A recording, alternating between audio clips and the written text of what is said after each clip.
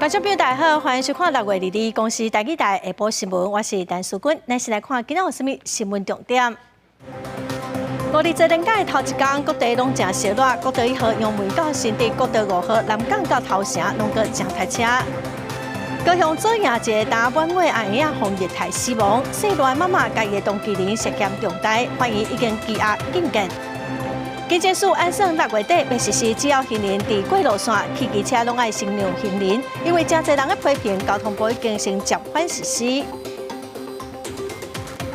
先来看，今仔是5日节连假的头一天哦，各地拢是真好天、热闹的天气。高速公路落南的方向较塞车，预估今仔的交通量是普通时的1.4倍。国道1号杨梅到新竹，国道5号南港到头城，这路段拢个真塞车，时速敢若20公里到40公里哦。也毋过高速公路局是表示讲，下晡4点以后，车流就会较少透咯。代替伫即届的连假哦，专线嘛加开152班的列车来倒收温。5日节连假的头一天，日头是真美。根据气象局的资料，这个4天的连假，各地头大部分拢真好天，不少民众嘛趁势出来行搭。高速公路嘛也是来坐车阵。交通部长王国材今仔日早起就去高公局视察交通的情形。因为疫情已经完全解封哈，所以这个交通量比去年的端午节哈增加13%，那已经回到108年的水准哈。高公局表示，今仔日车流以回乡甲旅游为主，国道规港的交通量会到123百万车公里，主要是路南的车流较侪，占60%，是平常时的1.4倍。早起8点开始，车较侪的路段，包括国道1号湖口到新竹，国道3号大溪到关西，中部地区彰化到保盐系统路南的方向，甲国道3号快关到雾峰系统。若南部地区主要是国道10号顶金到燕巢系统较会塞车，若往国道5号。早起8点了后，南港到石碇的路段车嘛开始愈来愈多。今仔日高速公路按算到下晡4点，车流就会较少透。要前往国五的宜兰地区、花东地区的朋友们，我们可以在下午的5点之后再出发。明天国道的交通状况会跟今天差不多，但是北上的车流也会稍微出现一点哦。那预计全日的交通量大概也是122百万车公里左右，跟今天不会有太大的差异。因应5日节连假民众回乡甲旅游的需求，代替6月21至6月26，专线有加开152班列车来收温。嘛提醒民众出门进前，除了会当先了解交通上新的消息，出去佚佗嘛要注意安全。记者邱丹妮、林学凯台北报道。来看高雄的做营传出阿英仔红日台死亡，一个姓赖的查某人甲一个姓吴的查甫人动机哦，可能是因为打满月后生定定骂骂好，所以动手拍囡仔。阿英仔伫18就出现抽筋、袂声喘气的状况，送病院。其实这个囡仔伫送病院之前就已经无喘气咯，法院嘛甲这2个大人羁押禁见。徛家内底电火光光，煞无看到有人出入。高雄做营即号徛家传出苦毒翁仔造成死亡的事件，一个拄啊满月翁仔疑似因为妈妈赖生女子，甲5岁当机人不满翁仔定定好着动手搭拍。18翁仔出现抽痛、喘气、精液等状况送病院，但到院进前就过往去啊。多几个人呀？男生是本来就是在这里，然后那个女方是最近才过来而已。我们很惊讶，因为这男的平常蛮乖的啦。里长甲当地徛好拢对案件感觉真意外，但这毋是赖姓女子第一个互拍的囡仔。伊阁有一个1岁的大汉后生，去年底互亲生爸爸拍成重伤，由社会局安置当中。亲生爸爸以杀人未遂等罪嫌上班，想袂到第2天拄啊出事无偌久，阁疑似互拍死，毋但头骨出血，身躯嘛有真侪伤痕，检警接到通报介入调查。调阅及查扣相关物证，并进行手机数位鉴识。检察官讯问生母赖姓女子及其同居人吴姓男子后，认2人涉犯《儿童及少年福利与权益保障法》刑法第277条第2项之成年人故意对儿童为伤害致死等罪嫌重大。检方认为赖姓女子甲5岁当机人罪嫌重大，向法院申请羁押禁见。根据社会局的了解，翁仔拄啊出事的时阵，原本是由妈妈赖姓女子甲阿公阿嬷照顾。最近因为赖姓女子搬去甲5岁男子同居了后，才会发生这个案件，后续会配合地检署侦办。记者陈焕武、面交管高雄报道。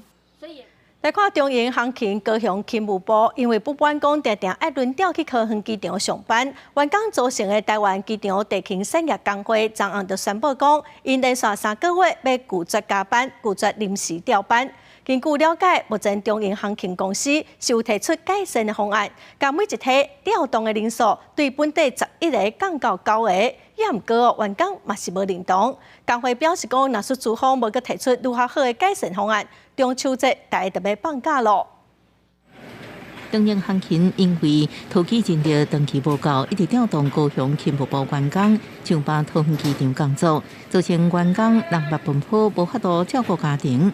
即马过半员工组成台湾机场地勤产业工会宣布，为即马开始连续3个月发动拒绝加班、拒绝临时调班。高勤部这边才会去发动一个拒绝加班、拒绝调班的这样子的一个诉求，是因为希望公司可以正视说人力就是不足。对，如果人力足的话，我们不会需要加班，我们不会需要这样子调来调去。根据了解，中营航勤高勤部员工提出诉求，包含疏缓调动压力、保障高雄机场合约人力，希望中营航勤公司应减少每一摆调动人次，提早结束调动期间。中营航勤提出上新的改善方案，将每一摆调动人次为11人降到9人。今年最后一摆调动只到10月23，也就是调动时间要到11月中过后才会结束。只是那中营集团也是无提出更较好的解决方案。工会表示，无排除伫中秋节发动依法休困。这3-4个月的时间，如果公司完全没有补足人力的话，其实可以看得出来，公司根本没有意愿想要解决问题，只是想要继续吃这一些就是高勤部员工的豆腐。那这样子的话，我相信就是员工也一定会有就是相应的作为啦。工会呼吁中营集团赶紧甲员工达成协议，停止无适当的调动，若无不只是5日节连假，就连中秋节的疏分拢可能受到影响。记者综合报道。为了改善台湾的交通，互认为是行人的地价，新的土地标准要改做讲，斑马线只要有行人，不管是远还是近哦，所有的车拢爱停落来让行人先过。月底要开始实施。也毋过因为这款新的标准上过严格，引起真侪批评。今仔交通部长王国材就表示讲，昨暗甲内政部沟通过，这个政策先暂停，搁再研究。白色轿车来到路口倒弯，到斑马线向停落来。影片放大来看，原来是有一个行人拄好行伫咧斑马线顶悬，这名小姐还佫一度惊到向停落来，但是犹原去轿车弄着。这个所在就伫咧台中市文心路3段甲四川路口，警方以道交条例告发无停留行人的驾驶。汽车驾驶人行经行人穿越道，有行人穿越，未暂停礼让行人先行通过，处罚新台币1200元至3600元罚款。随着道交条例的修正，政府跨部门共识也订定了路口无停留处地的新措施，规定斑马线只要是有人，无分远还是近，车辆拢要全部停留。6月30号实施，结果引起了外界批评，太过严格，恐惊严重影响到车流。如果驾驶人因为看到人在那边，他就必须得停下来的话，那可能。如果以台中来说的话，那可能这整条路都会塞车。一下子把法令改成这样，我觉得是有点太矫枉过正了。民众认为改过头，交通部长王国材21号暗时赶紧甲内政部长林佑昌联络，决定暂停实施，会向行人已经伫咧斑马线近端或者是过中心线才需要停留的方向延期，后礼拜才会定案。不要说有人在人行道就完全要停等，可能是人在这个近端就是在中央分隔线一半的这个地方在这个范围内来讨论执法的空间。道交条例修正也包括会提高无停留行人罚款上限到6000块，而且需要接受道安监视。新法还未上路就引起了争议。对于新措施是不是会当互台湾摆脱行人地价的恶名，也阁需要时间来观察。记者台中台北报道。副总统赖清德提出讲，要补助私立大专生的学费，上计明年的2月开始哦。行政院长陈建仁昨嘛表示讲，要提出高中职全部唔免学费等措施，望国当健全教育制度。教育部是指出讲，相关的细节目前搁讨论。伫副总统赖清德提出私立大专生的学费补助了后，行政院长陈建仁2日再度提出新的教育相关政策。公司力大专的弱势的补助方案呢能够再予以扩大。第二个呢就是高中职学费全面免费第三个呢就是学贷延长这样的一个3个配套的措施，希望使得台湾的教育制度呢更加的健全。即马高中一学费，高二高中6240块，私立高中是12170块到24423块，私立高职1.3至2.4万。艺术群的学费也会搁较悬，保证高职学费全免，高中是有排付条款，行政院画出新规划，也代表要取消排付条款。免学费来讲应该很合理，现在的高中职已经就是国民教育的一环了嘛。全国的孩子呢，有一半一定得念私立学校。你既然是国教，你不可能让你一半的孩子去读私校，但是他却排除在政策之外。没有经过公共讨论，教育经费的一个资源钱从哪里来？那会不会影响说原本的一个教育资源的一个分配？应该还有很多更应该要去推动的这种多元化的一个课程、师资的一个编排的部分，学校那个课程的一个提升，其实有很多地方更需要经费去做挹注。消息指出，家长甲教育团体各有看法。全教总希望会当召开国家教育会议，进行公共讨论。教育部表示，相关政策细节拢在研究中，有计以外加预算的方式进行，大约11.3万人受到影响，但定案了后会尽速公布。记者综合报道。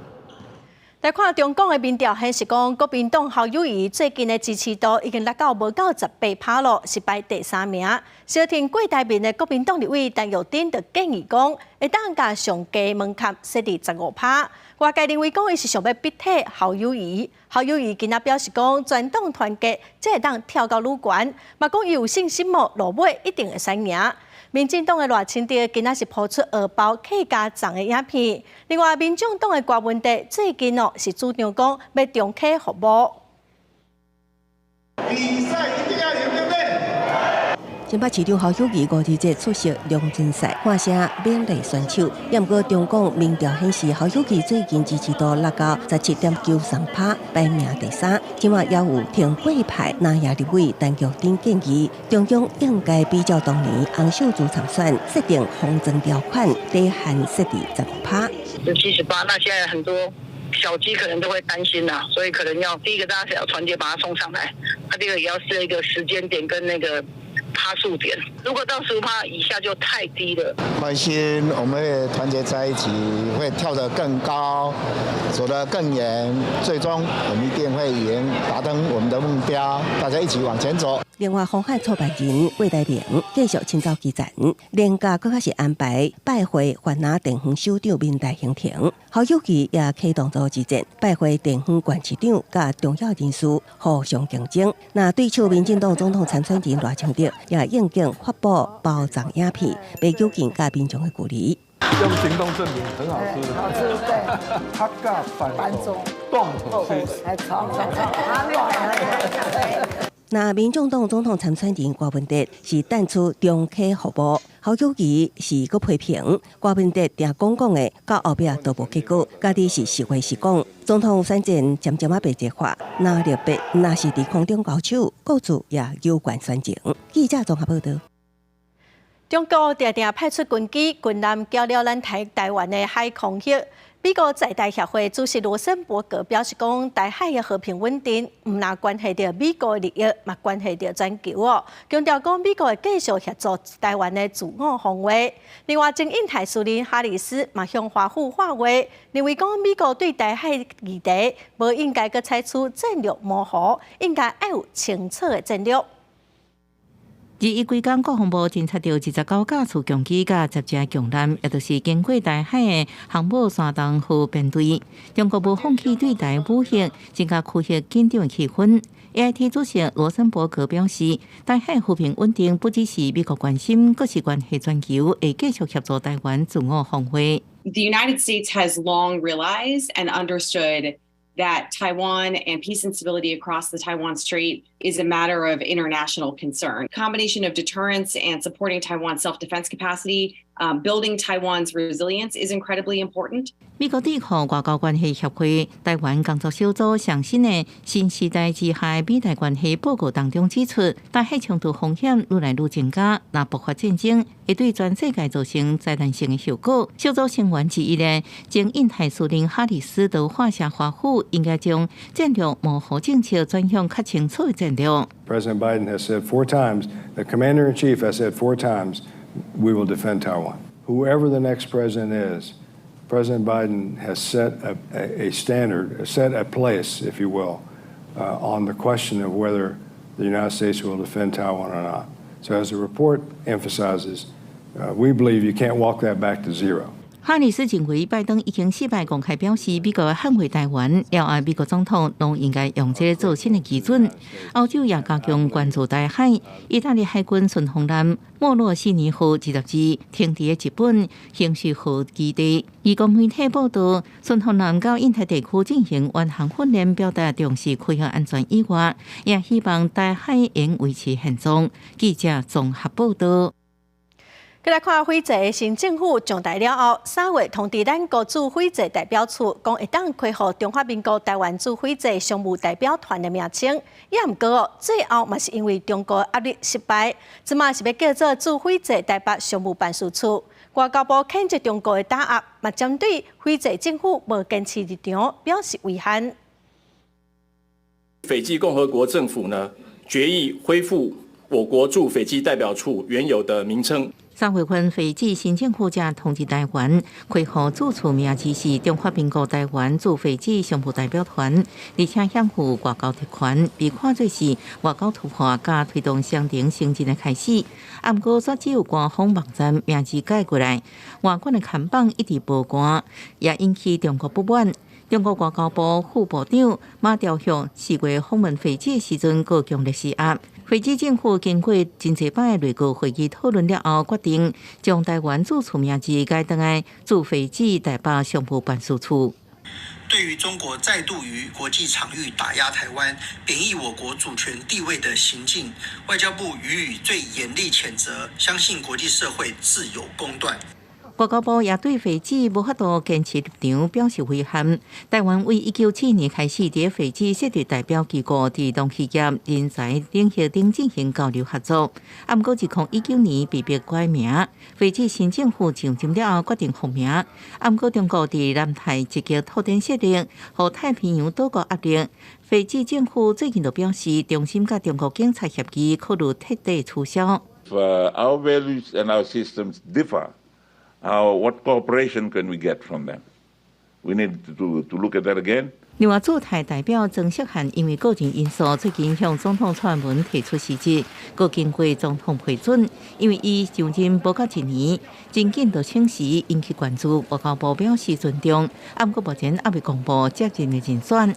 记者综合报道。来看法国巴黎发生大规模的爆炸，有37个人受伤，其中有4个人有性命的危险，阁有2个人失联，初步怀疑可能是加速爆炸。这栋大楼不出大火甲乌烟，业者联邦落去，有物件落甲柜涂骹，就知影伊的爆炸威力有偌大。Non, mais la maison a été secouée complètement, oui. Il n'y a pas de quoi rigoler, mais enfin c'était ça, oui. Puis après on a appris très vite. 这爆炸造成2栋建筑物倒去，爆炸地点发生在第5区圣雅克路街一栋建筑物内底，是巴黎热门观光景点拉丁区。Et là, j'ai vu une boule de feu gigantesque de 20 ou 30 mètres de haut, ce qu'on voit dans les films, ce qu'on voit à la télé d'habitude. Et l'importance de l'explosion, j'ai été vachement secoué. J'ai encore les oreilles qui sont un peu bouchées. Donc, 爆炸原因也无清楚，当局部署数百个消防员来拍火，封锁这地区，警告唔通往近。Il faut encore être très prudent sur ce bilan et circonscrit. J'insiste là-dessus. 内政部长表示，九仔伫土石堆当中闻到一股味，无排除找到遗体，或者是幸存者。公司新闻黄文玲报道。再来看昨暗，中国宁夏银川一间航马店嘛发生加速外漏爆炸意外，造成31人死亡，阁有7人受伤，送病院治疗。官方是表示讲，这受伤的人是无性命的危险。这间航马店导火是烧甲真厉害，4家拢是烟。位伫中国宁夏银川一间航马店，伫昨暗8点36分传出真大声爆炸的声音幕。有现场的民众表示讲，可能是航马店的员工伫换加速管的时发生爆炸，又搁引起2楼天然气的管线爆炸。1楼是航马店，2楼阁有 KTV。因为早是5日在放假的前一天的暗时，人客真侪，生意真好，火烧甲真厉害，嘛造成31个人死亡，7个人受伤。再来看乌克兰总统泽伦斯基第2日接受英国 BBC 访问的时表示讲，乌克兰军队的反攻进展是比预期较慢，主要是因为罗西亚军队伫20万平方公里的领土设真侪地雷。罗西亚总统普廷嘛对外表示讲，乌克兰军队损失了真严重哦，有245台战车和罗西亚的军队毁掉。俄罗斯国营电视台报上影片显示，俄军过去24点钟内，伫乌东顿涅茨克地区对乌军发动4波大规模攻击。俄罗斯总统普廷之一受访时阵也表示，俄军反攻兵争甲损失惨重有关系。Наши мужики наколотили 245 танков противника и примерно 678 бронемашин разного типа. И, судя по всему, противник занимается тем, что сейчас комбинирует из бригад, которые понесли серьезные потери. 不过，美联社唔知影这影片到底是唔是真的。乌克兰总统泽伦斯基1日接受英国广播公司 BBC 访问的时阵表示，乌军反攻进展比预期较慢，虽然有个人相信反攻会是一场好莱坞电影，其台积嘛都结果暗估。泽伦斯基也指出，乌军伫乌克兰20万平方公里的领土设地雷，增加乌军推进的难度。За останній тиждень ми працюємо кожен день і відпрацьовуємо реальні цілі по враженню, які нам дають, навіть сьогодні ми відпрацювали більше 2 пакетів, тобто більше 80 реактивних снарядів ми відпрацювали по ворогу. Оце зранку і до теперішнього часу, буквально годину назад ми також працювали по цілях ворога.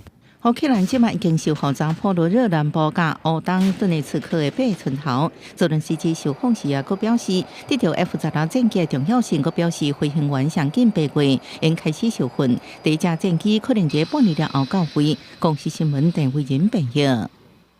又个是人朋友。再来看美国的农业部伫昨许可2间有得到 FDA 美国食品业务管理局批准哦，以动物细胞生产制作人造鸡肉会当上市的许可。食品科技业者以 Just 旗下的加州好肉公司上边食品的人造鸡肉，第一得到美国农业部认定安全会当食，接落来就会当伫全国餐馆超市来供应。Cultivated meat, put really simply, is real meat that is grown from animal cells. The meat that we cultivate is actually biologically the same. It could be a chicken fillet, it could be a hamburger, a hot dog. 人造鸡肉开启肉类生产新时代，大大减少放牧，专门种植只维持动物肉的牛草，加降低动物肉排放对环境的冲击。也毋过人造鸡肉上产度看起来乐观，也毋过无代表将来的屠宰都会安尼变少。人造肉的成本比饲出来悬真济，而且也袂当像传统肉类安尼大规模的生产。It's at least 2 years, probably more than that. It'll be very small volumes. So think less than 5,000 pounds sold.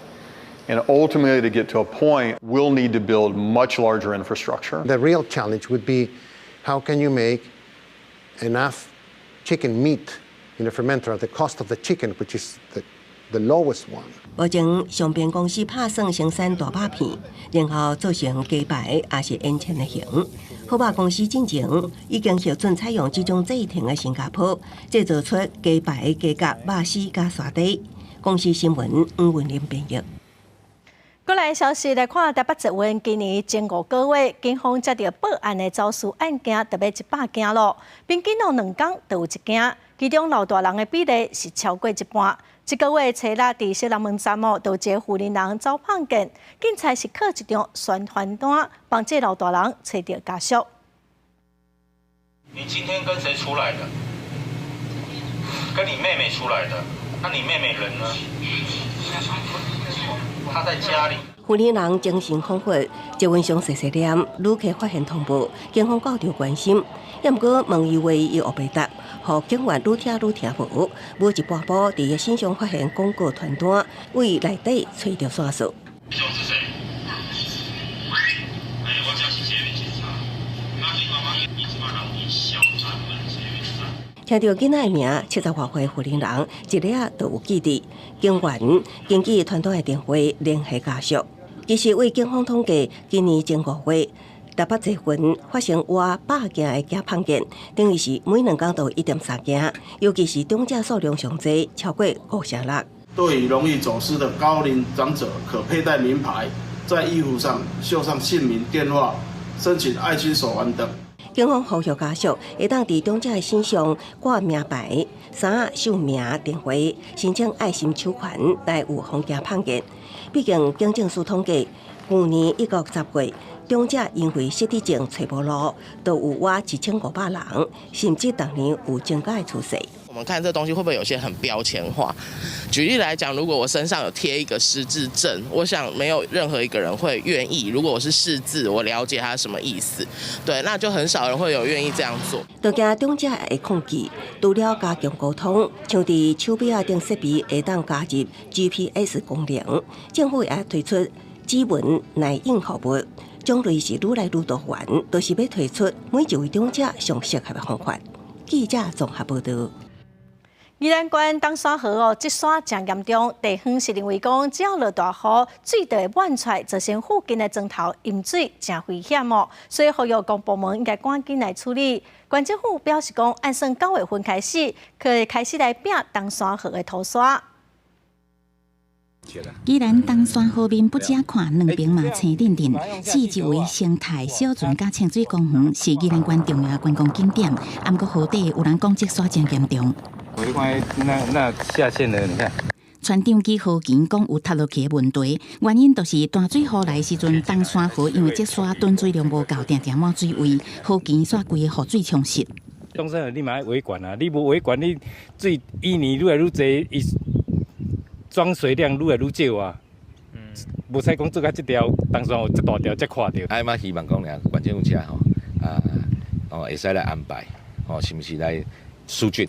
再来是丰台柜，地方是烦恼，仍则阁无清墩沙，拄着大水雨，水淹过东山河岸，可能附近的船镇会淹水，呼吁县政府要重视这个问题。这个测量作业，我预计在今年的9月底完成整个测量的作业。测量作业完成之后，在今年就会启动东山河的清淤的一个计划。县政府讲，东山河分做水源头的野溪段，也甲水尾非野溪段。野溪段因为水有较岔流，无积水的问题，所以规划要为水尾开始清。河段差不多是至5公里长，后个月就会当开始测量作业。若说顺利，9月份就会当开始分阶段清刷。记者综合报道。农委会防检局继续监测野生动物，冇掌握到野外小狗病疫情哦。今年年初分别伫苗栗德南甲泰安乡抓到3只臭hen麻，3月初哦，伊嘛拢喂着小狗病，这嘛是苗栗县头一届验出臭hen麻有小狗病的病例。兽医工会专联会警告哦，小狗病嘛已经对中南部传到北部咯。防检局一直咧监控国内小狗病疫情，1月初伫苗栗岛南和泰安乡主动抓到3只幼犬，动物伫安置期间死亡，但无病灶。经过检验，确诊是小狗病，这嘛是苗栗第一个检验出阳性的病例。兽医师工会专联会表示，小狗病病毒跨过大安溪，为中南部传到北部。带有狂犬病的幼獾的这种势力范围已经一直在扩大的现象。那游荡犬其实是对我们来讲最大的一个隐忧，所以它到时候一定会是一个大破口在这个地方。为着要避免小狗病拖开，防检局表示要透过对猫仔狗仔来注疫苗，形成一堵墙来围堵。苗栗第一届出现确诊案例了后，已经提悬岛南、泰安当地狗仔还有拉犬注疫苗的比例，岛南覆盖率更加达到90%。防检局指出，地方政府将拍拼提悬流浪狗的施打率，希望整体当达到80%。那狂犬病都要咬到才传播，所以理论上这个值再低一点，其实就 OK。可是我们当然是越高越好啊。他打了疫苗就有保护嘛，即使被咬到，它到那边病毒就不会扩散出去了。为102年来，国内总共累积904件动物确诊感染的病例，以药贩数量上济有892例，各一例是互药贩加上了后隔离观察的狗仔囝。针对小狗病药贩跨过大安溪，防疫局表示，疫情有缘定有伫野生动物，呼吁民众若发现任何死亡的野生动物，拢会通知在地动物防疫机关来处理。记者林林志坚台北报道。屏东加路火车头外口的滨高道哦，有民众为着要去火车冲入去滨高道爬悬爬低是真危险哦，嘛常常去影响到火车慢行。这款真罕古的行为，嘛要予日本的民众铺上网络。代替表示讲已经向铁路警察局报案咯，警方会调监视器的画面，要求违规的民众到案说明。铁骑路警示的声音一直弹，提醒火车到底要到位。铁骑路边的民众也是无离开，一群人一直甲火车翕相，会当听到真侪卡梅拉的声，还佫有人爬起伫安监视器的条仔顶咧占位，都是希望会当翕到好的画面，毋过是真危险。安尼太危险了，哎呀，真的太危险。火车过的话，它还是会有那个风速那些嘛，可能会影响，而且你爬这样，它这个本来就不是给人家爬的啊，这个安全上是我觉得是蛮有问题的。代志发生的地点伫台铁屏东加路站外口的滨高道。这个月18，有香港铁路作家甲台铁插电机列车包起来举办婚礼，这伫摄影的人为着要翕到列车的画面，走入去滨高道的栅栏内底翕相，影响列车暂停2分钟，甚至还佫叫日本的民众抛弃网络顶。这种喊呱呱的行为，台铁已经向铁路警察局举报，嘛会加强宣导行车的安全。本人取经调阅监录系统，通知当天在场拍摄的铁道迷到案说明，并将函请铁道局裁罚。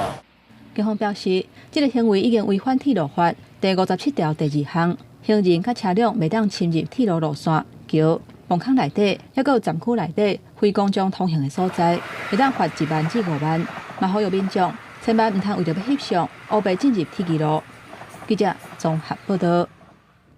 前一阵哦，咱国内因为欠粮的问题吵吵闹闹，3月鸡卵的大尾价上贵起到1斤55块哦。最近哦，大尾价已经拉到50块左右咯。之前欠粮的时阵哦，店家嘛拢对起价，即马鸡卵落价咯，也毋过哦，卖这个店家是无对落价。消基会是认为讲店家嘛应该调整价效，因会阁来做完整的调查。今日前甲半青色，倒伫饭顶悬。这个蓝咖喱甲放牛肉，一出香港的料理就安尼完成。有业者看到卵的价销渐渐稳定，买商品嘛得咧降价。本来从1箱580，然后到980到1500这样子，所以我们欧姆蛋也是从60到65到70。最近的蛋我们有降价，因为成本有降价，所以我们就跟着降。店家有做调降的话，就会想说多点一些他可能加点的东西或者小菜。国内卵价走势为去年7月份，产地价销甲大卖价销1斤拢起2块，分别是42块半甲52块。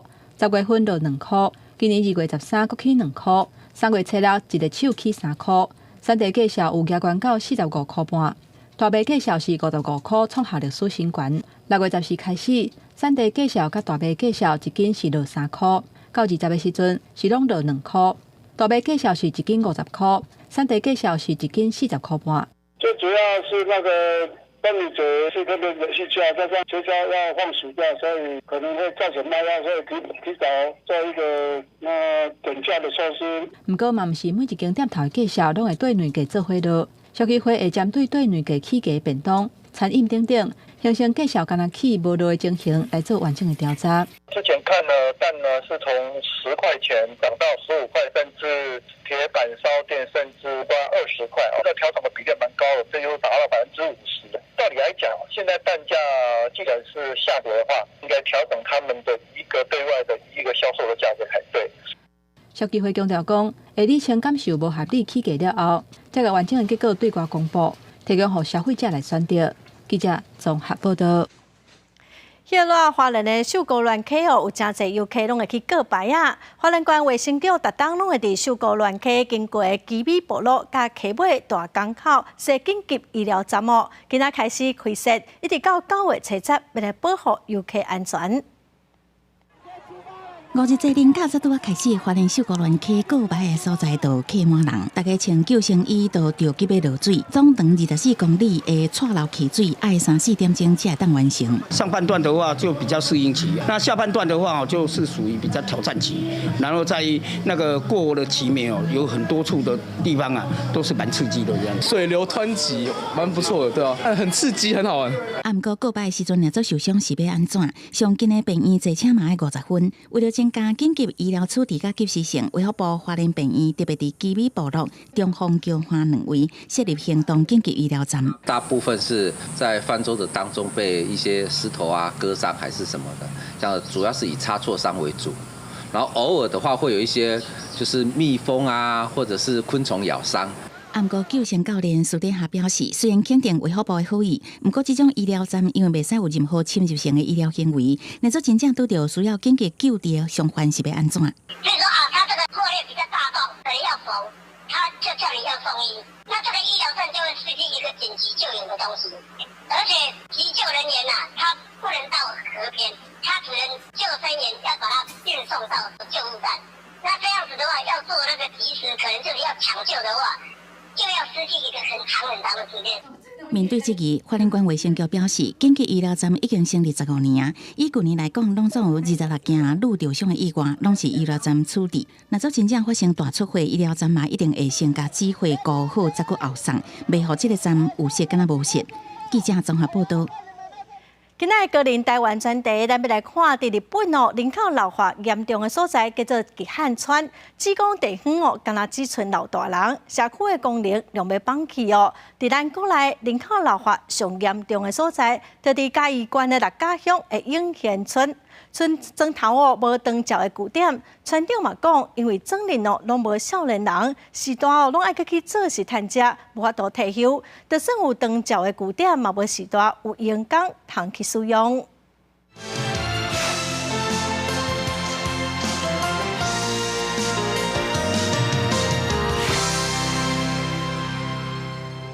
社区的时段哪开讲哪算牌，因拢是永贤村甲德本村的人，内底有一对母仔囝，妈妈一甲90啊，后生嘛有60外岁，算是老人顾老人。因两人的行动拢无方便，普通时也去厝边村长斗注意。村长讲，这种状况伫遮真普遍。煮饭遐拢嘛，阮两个母仔囝家己学白煮学白食尔。可能台湾省啦，六甲乡或者老龄化的问题算人口数上济的啦。根据嘉义县政府的统计资料，六甲乡的永贤村为2018年到2022年出世的红婴仔只有8个人，庄内拢无少年人，互永贤村成做人口老化上严重的极限村。拢70岁以上啦，占大部分啦。阮永贤村啦，少年人无倒来嘛，因为下港较歹趁食嘛。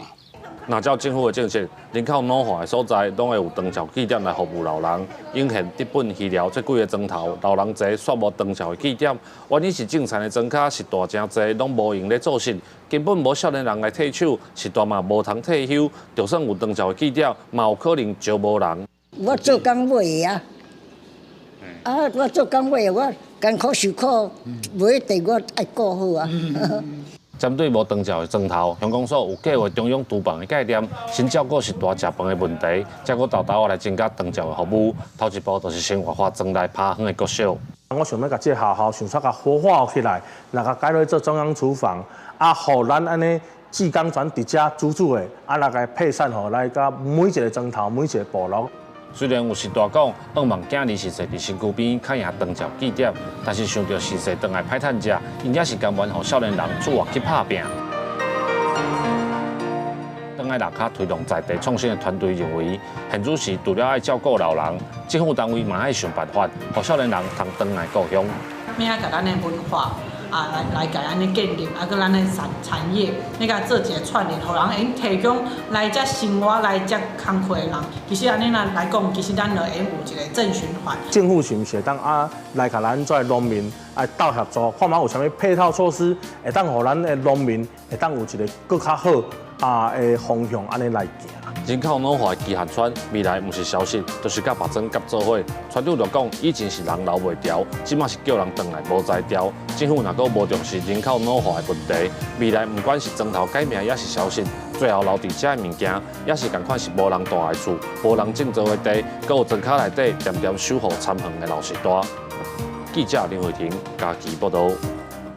来看当时前的画家林依流哦，伊伫台南开个人的画展哦，伊真有创意，画不相邻，反而红地牛奶。伊嘛为家己喜的名册设计正古水的人像，来嘛做伙来欣赏。一幅一幅的图，色彩真丰富，有轨迹、花蕊，也有人物的描写。这是当时前朋友林依流的创作展。自细汉就对美术有兴趣的伊，介意用画笔来表达心内的世界。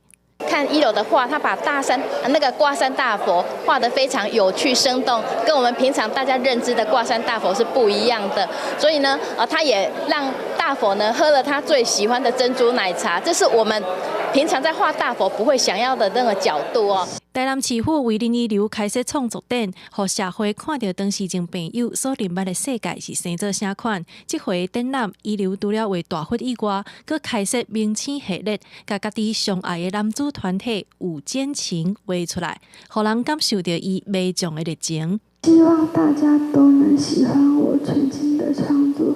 我想感谢支持我创作的爸爸妈妈、家人、老师还有朋友。我会继续加油，继续创作。谢谢大家今天特别来欣赏我的创作展。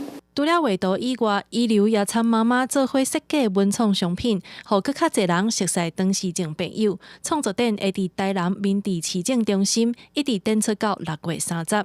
记者综合报道。今仔是5日节哦，天气是真热热。台北市立动物园特别准备用苹果、往来西瓜、顶水果做个冰杖，让动物来享用。保育员将好食冰杖拼互学员碰起高，因摕到冰杖赶紧解开锁啊大只。日子是5日节，台北市立动物园的动物也爱食杖来应景。冰杖我们是选择用水果，里面大概有苹果，然后凤梨，还有西瓜。然后我们选择给黑冠松鼠吃，然后让他们可以度过这个炎热的夏天。因为这些水果切小块之后可以包起来，放它们做冰凉的冰粽。因应无同款动物的需求，特别制出包含水果、菜色冰、清冰等的冰杖，让动物能享用。尤其是热天，冰杖也让因的体温来降落来。他就觉得很新奇，他想要再看一下，对，所以我们就是特地开车上来。在这动物园看大象，还有长颈鹿。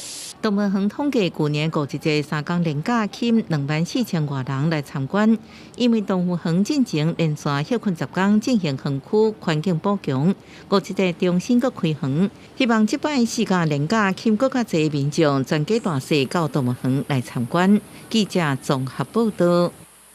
屏东嘉东高农的学生哦，用本地被单调的豆粕做出9种口味的宠物减肥的罐头，和学校饲的狗仔来试食，嘛成功帮狗仔减轻体重哦。学生囡仔的创意嘛，摕到今年全国专题比赛的冠军。不只能让宠物减重，还能让废弃豆渣再利用。屏东嘉东高农的学生，小甲因做伙结头脑，用豆粕制作，专门予动物伴食的减肥罐头。因讲会有这款的想法，是因为台湾一年进口250万吨的黄豆仔，豆粕竟然有甲40万吨，毋但真无彩，佫会造成环境的污染。加上因发现学校饲的狗仔伤大颗啊，所以想着会当用豆粕来做减肥罐头的概念。那刚开始我们就是可能只抱着想要完成这个专题制作就好了，但是后来被选上了决赛，就是让我们更有动力去做这件事情。豆渣转化成具经济效益的宠物食品，达到减肥永续的目的。这学生毋但废物利用，嘛强调讲市面上的狗罐头大部分拢是淀粉做的，动物食落较会大颗。也若豆粕有丰富的蛋白质，加上红菜头、鸡肉、青菜花等等兼顾无共营养，经过几啊10届的试验，总算调出适合的配方。而且佫摕到全国专题，甲创意竞赛头名。很开心，就是可以带领学生得到这么好的成绩，可以让他们更有机会进到更好的大学，或者是更好的未来。透过环保意识的概念出发，甲资源循环再利用，实际去试开发经济产品。这毋但互因学校的狗仔1个月内成功减1公斤，这个参加比赛做专题，嘛加做因求学的过程当中真难忘的经验。记者综合报道。来看文化总会甲抓风车剧团的台湾欧趴文化实景的活动，20日伫匈牙利布达佩斯埃菲尔剧场进行头一场罗车闹龙宫的演出咯。大家是真热闹，场面是真热闹。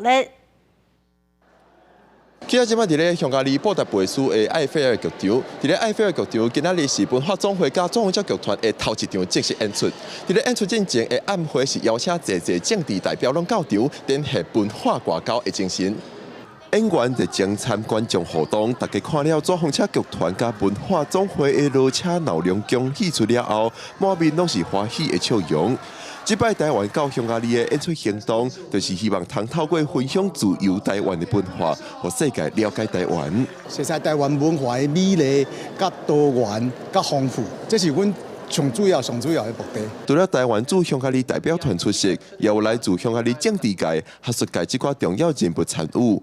这现场匈牙利政治代表拢认为，透过文化认识台湾是两国之间真好的交流基础。也有匈牙利政治代表伫现场对台湾自由的环境展现支持。Because China is a great danger around in Taiwan. That's important between us to change the cultural productions because we felt how is it happened, how is it, what is the feeling of the freedom. Mi a magunk részéről, én az LMP Magyarország Zöld Pártjának vagyok parlamenti képviselője. Mi kiállunk Tajván szuverenitása és függetlensége mellett, és támogatjuk, hogy a különböző nemzetközi szervezetekben szintén taggá váljék, tudja magát képviselni.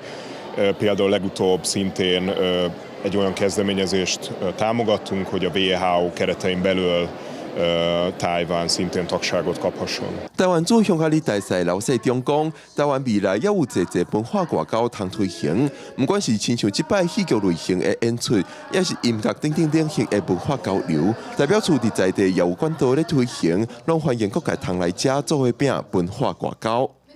记者郭文成最由报道为苏报道。灯会秀佮白老哦，是自古真侪人追求的梦想。美国有研究团队甲治疗癌症的雷帕霉素用伫狗仔身上，观察嘛发现讲是会当来减慢老化的速度，效果袂歹哦。未来会当进一步实验，有机会将真做咱人对抗老化的方法。进入外六一直走，伫水池内底耍甲真欢喜。这只狗仔是10岁老狗南希。另外一只狗仔目睭金金看头前，精力旺盛，甲受益伫佚佗。伊也是10岁老狗杰克。无毋对，这两只狗仔共同点就是虽然老活，也毋过健康活泼，因为条件优秀，被选为由美国华盛顿大学甲德州农工大学主导的高脑化研究计划，了解经由即阵被用来抗癌甲器官移植手术抗败这个药物雷帕霉素，是毋是法度来延长狗仔的寿命 ？I expect him to live to 10, 12. So if he got the medicine, maybe extend his life three more years, maybe. But as long as it's a healthy life, I don't want him just to have a life of geriatric life. I want him to be healthy and active. 研究团队已经收集全美各地44000只狗仔的寿命甲健康资料，就能针对500只中大型高种的老狗做更加进一步研究。实验组甲对照之组分别予伊1年微量的雷帕霉素也是安慰剂，了就继续观察2年，来了解这种会使改变新陈代谢药物是不是法度来延缓狗仔老化速度。So dogs are a great model. They are equally heterogeneous as people. So people have this very altered phenotype, or we can look at people and see that they look different and they act different and they live in different places. And our dogs have those same attributes that are all variable. And so they also have very similar physiology as people. And so our hope is that from the inception of this project, it was the idea that dogs could be a great model for human aging. And so we hope to then be able to expand these findings to help people as well as dogs. 助理教授阿弟讲，若是雷帕霉素真正用延长狗仔的寿命，而且通过药物使用培训，未来无的确有可能成做人类抗老的新希望。讲是新闻张鲁平编译。由海洋科学专家甲澳洲国防部组成的搜查团队，宣布找到离处世界大战一只货轮的残骸，是80年前日本政府用来运送民军政府的船只不幸沉船，造成1000多人无命，其中有979个人是澳洲人，所以沉船的地点、残骸的位置，嘛受到澳洲政府正大的重视。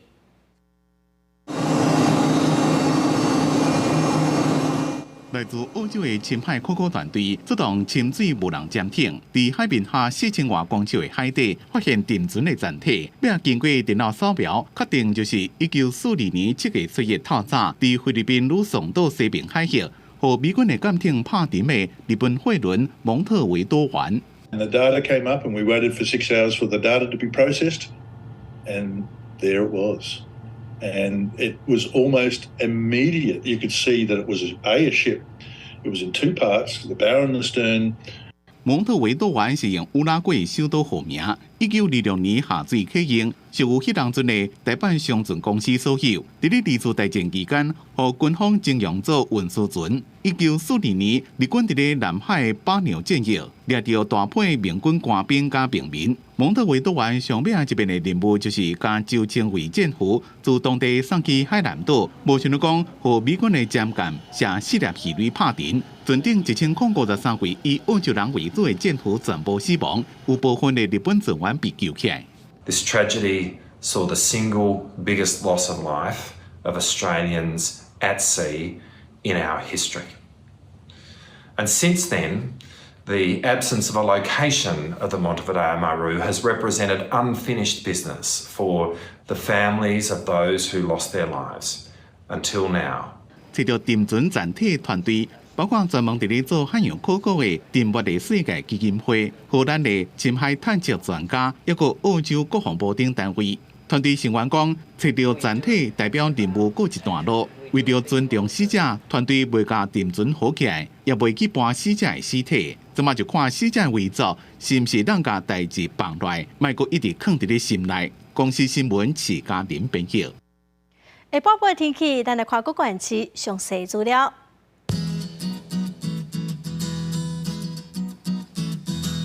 北部地区上低30度，上悬34度。中部地区上低30度，上悬34度。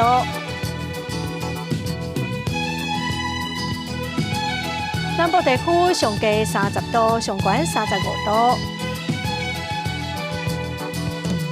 东部地区上低29度，上悬33度。华岛地区上低26度，上悬32度。咱再来看未来3天的天气。